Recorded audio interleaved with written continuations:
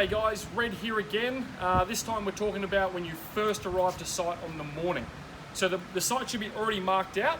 There'll be paint marks or tape on the ground depending on the surface to tell you where to be setting up your tents and alike.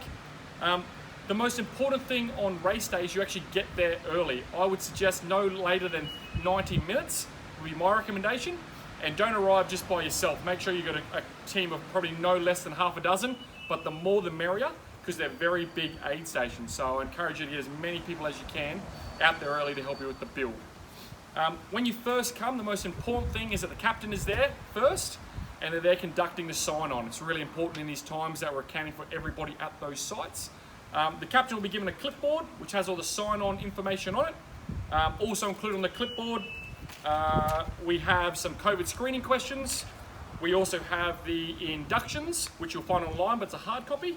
And we'll have the bike aid station manual. So the clipboard will have all that information.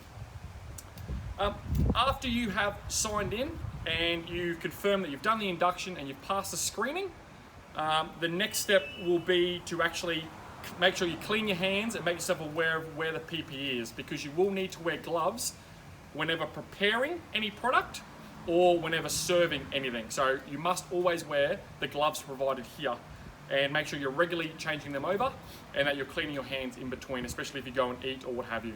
We also have masks, which are totally optional, but they're available here if you guys need them. My next advice is to actually use the truck to set up the aid station. Don't try and unpack the truck in one spot and lug it all the way across. They're really big stations. So start at the end that the athlete's gonna appear at first, whichever direction they're going, and then drive that truck and pull up wherever you need to unload the gear for that particular location, and then progress all the way down and lay out all your gear first. From there, split into two teams. So there'll be the back of house guys that are the product preppers, and there'll be the guys that are working at the tables and under the tents. So the guys at the back should get straight into work in preparing all the biddens, filling them with water and electrolyte and starting to mix, so we've actually got something to hand to the athletes if we're running behind. That's the critical thing. The fluids are the most important. And then secondly, they can start getting into preparing any of the energy bars, gels, or depending what kind of station it is, if there is food as well. The guys underneath the guys working at the tables, I'd suggest they pop the tent straight away. So 2 people to popping out a tent, making sure the tents are all weighted. So each of the feet should have weights, so either be sandbags, blocks, or star pickets, depending what event you're at. And then start putting out the tables, and then start getting the actual product from the guys at the back that are prepping it and bringing it across to the tables.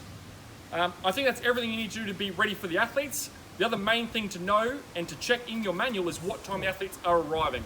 Keep that in the back of your mind and make sure someone's always looking down to where the athletes are going to appear, so that there's that transition from building and prepping to actually serving. That's it for this video, guys. Thank you.